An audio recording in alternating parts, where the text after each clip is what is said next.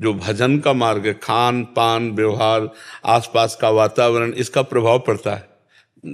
तो अब वातावरण भी बिगड़ रहा है, और आसपास का क्या, बिल्कुल अपने समीप ही मोबाइल है, नहीं अपने समीप ही मोबाइल है, तो पूरा वातावरण बिगाड़ने के लिए तो एक ही काफी है, मोबाइल ही काफी है जो अंतर की वृत्तियों को बिगाड़ दे।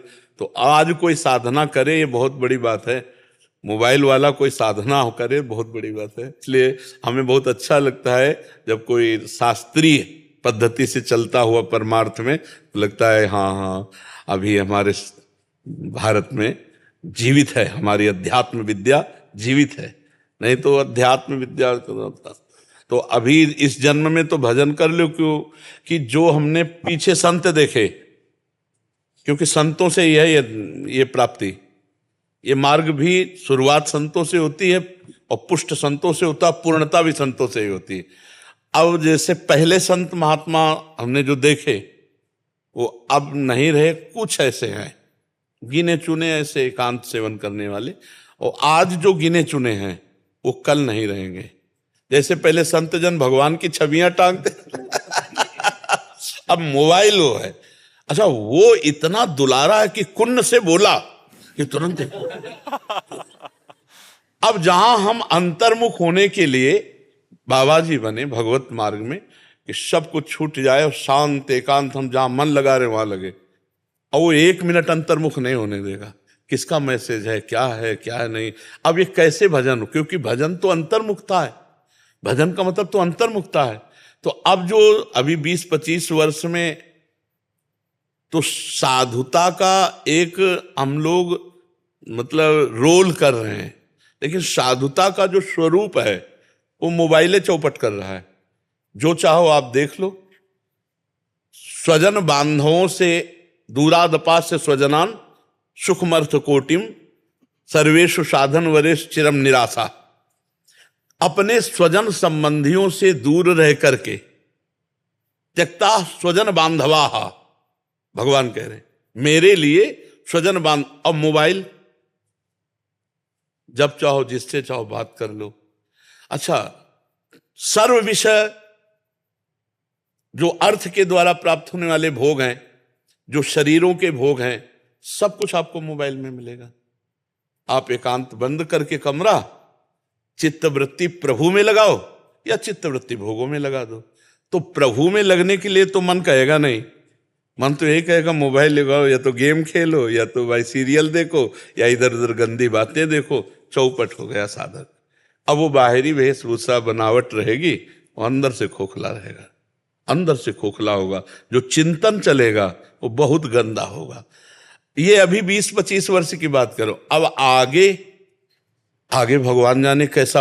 अब देखो, शुद्ध दूध, शुद्ध भोजन, शुद्ध वस्तुएं मिलना बड़ी समस्या आ गई ना। शुद्ध भोजन मिलना समस्या आ गई। कौन आदमी कैसे अपवित्रता से क्या क्या चीजें बेच रहा है। भाई अगर साधु जीवित है तो समाजे में तो जीवित है, खाएगा तो समाजे का अन्न खाएगा ना, कपड़ा तो समाजे के पहनेगा ना। अब अधर्म के द्वारा यदि हमें अन्न दिया जाएगा, अधर्म के द्वारा हमें पोशाक पहनने को मिलेगी, तो हमारी बुद्धि क्या होगी, अधर्ममयी होगी। तो कहां से भगवत तत्व का साक्षात्कार। तो अभी इस जन्म में अभी चांस है, अपने लोगों को अभी चांस है। आगे और ऐसा समय आने वाला है जहां चांस नहीं है कि आप भजन कर लो। ऐसा चांस, जैसे अभी भारी समस्या हमको मोबाइल दिखा दे रही, साधक के लिए भारी समस्या मोबाइल है, जिसको लोग समझ नहीं रहे। क्योंकि जिस सूक्ष्मता की हम बात कर रहे हैं कि जहां संकल्प ही नहीं उदय होना है, इतना अंतर्मुख होना है। साधना क्या समझी जा रही, साधना का मतलब क्या है, चित्त वृत्ति का पूर्ण रूप से शांत हो जाना। मन में संकल्प विकल्प नहीं है, बुद्धि एक निश्चय करके परमात्मा तत्व में स्थित हो चुकी है। भक्त है तो निरंतर भगवान का चिंतन चल रहा है, और ज्ञानी है तो अपने स्वरूप में रमण कर रहा है। बाहर के भूलने के लिए तो कोशिश की जा रही। तो अब समय बहुत कम है भजन का। जो लोग चल रहे हैं बहुत सावधानी से चले, आहार शुद्ध, व्यवहार शुद्ध, आचरण शुद्ध, और खूब भगवत चिंतन कर लो। आगे जो जैसे जैसे समय कलिकाल का बढ़ता जाएगा, भगवत प्राप्ति के चांस बहुत कम रहेंगे। क्योंकि ऐसे संत नहीं मिलेंगे, और ऐसा वातावरण नहीं मिलेगा, ऐसा खान पान नहीं मिलेगा। बस यही रहेगा कि यार अब बैलेंस बन गया ना, रुपया पैसा खाना पाना सुख से जी रहे हैं। ये बहुत बड़ा दुर्भाग्य साधक का, जो सुविधाओं का भोग करके राजी हो गया। कहा इसका हम पे भी आगे असर होगा, मतलब समय के साथ हमारी भक्ति भी छूट जाएगी क्या ऐसे फिर? हाँ, अगर हमको संग ना मिले तो फिर उत्साह रहित तो हम हो ही जाएंगे। अगर हम जिधर देखें उधर सब आपके साथी भोग प्रधान हो, मान लो आप यहाँ आए तो आपको एक उत्साह मिल रहा है, आपको एक सपोर्ट मिल रहा है कि हर प्रश्न का उत्तर मिलेगा, अपनी हम बात स्थिति जाके कहेंगे। लेकिन जब ये जगह नहीं रहेगी आपकी हृदय की ऐसी स्थिति कि मैं अमुक जगह जाऊं और वो वहां कोई प्रश्न उत्तर नहीं है, जिधर देखो भोग विलासता, तो आपका मन क्या कहेगा? इसीलिए बहुत दृढ़ हो जाए, बहुत दृढ़ हो जाए। जो भजन के लिए एकांत स्थिति चाहिए, वो सबसे ज्यादा घातक मोबाइल है।